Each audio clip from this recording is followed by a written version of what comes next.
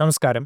പശ്ചിമ ബംഗാളിൽ വരാനിരിക്കുന്ന നിയമസഭാ തെരഞ്ഞെടുപ്പിനെ കോൺഗ്രസ് ഒറ്റയ്ക്ക് നേരിട്ടേക്കും എന്ന സൂചനകൾ പുറത്തുവരുന്നു. ഇടതു പാർട്ടികളുമായി സഖ്യമുണ്ടാക്കുന്നത് സംബന്ധിച്ച് ഇതുവരെ ചർച്ചകളൊന്നും നടന്നിട്ടില്ല എന്നും മറ്റ് സാധ്യതകൾ പരിശോധിച്ചു വരികയാണ് എന്നുമാണ് പാർട്ടിയുമായി ബന്ധപ്പെട്ട അടുത്ത വൃത്തങ്ങൾ അറിയിക്കുന്നത്. ഇത്തവണ പശ്ചിമ ബംഗാളിലെ നിയമസഭാ തെരഞ്ഞെടുപ്പ് ദേശീയ ശ്രദ്ധ ആകർഷിക്കുകയാണ്.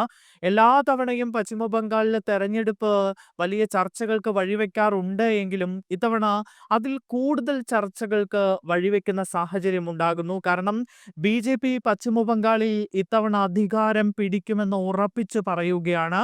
എന്നാൽ തൃണമൂൽ കോൺഗ്രസും മമതയും വലിയ രീതിയിലുള്ള അവകാശവാദങ്ങൾ ഉന്നയിക്കുന്നുണ്ട്. തങ്ങൾ ഇത്തവണയും അധികാരത്തിലേക്ക് എത്തുമെന്നാണ് പറയുന്നത്. അവിടെ പശ്ചിമ ബംഗാളിൽ ഐപാക്കിലെ ഇ.ഡി. റെയ്ഡുമായി ബന്ധപ്പെട്ട സുപ്രീം കോടതിയിൽ നിന്നടക്കം മമതാ ബാനർജിക്ക് കനത്ത തിരിച്ചടി നേരിടേണ്ടി വന്നിരുന്നു. എന്തായാലും വലിയ സംഭവ വികാസങ്ങളാണ് പശ്ചിമ ബംഗാളിൽ നടന്നുകൊണ്ടിരിക്കുന്നത്.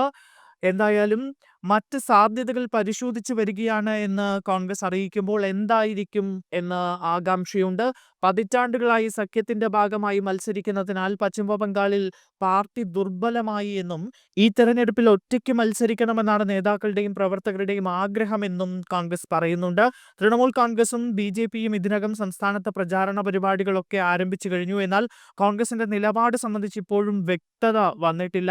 വരാനിരിക്കുന്ന തെരഞ്ഞെടുപ്പുകളിൽ കോൺഗ്രസ് ഒറ്റയ്ക്ക് മത്സരിക്കുമെന്നാണ് പാർട്ടിയുമായി അടുത്ത വൃത്തങ്ങൾ അറിയിക്കുന്നത്.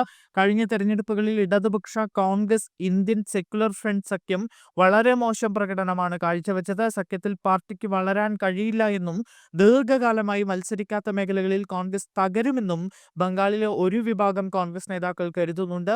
വരുന്ന നിയമസഭാ തെരഞ്ഞെടുപ്പിൽ സംസ്ഥാനത്തുടനീളം പാർട്ടി അടിത്തറ കെട്ടിപ്പടുക്കാൻ ഉപയോഗിക്കണമെന്നാണ് നേതാക്കളുടെ പക്ഷവും.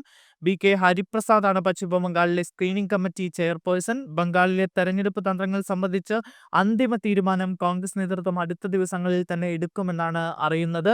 അങ്ങനെയെങ്കിൽ കോൺഗ്രസ് പശ്ചിമ ബംഗാളിൽ ഒറ്റയ്ക്ക് മത്സരിക്കുമോ എന്ന ചോദ്യം ഇപ്പോൾ ഉയരുകയാണ്.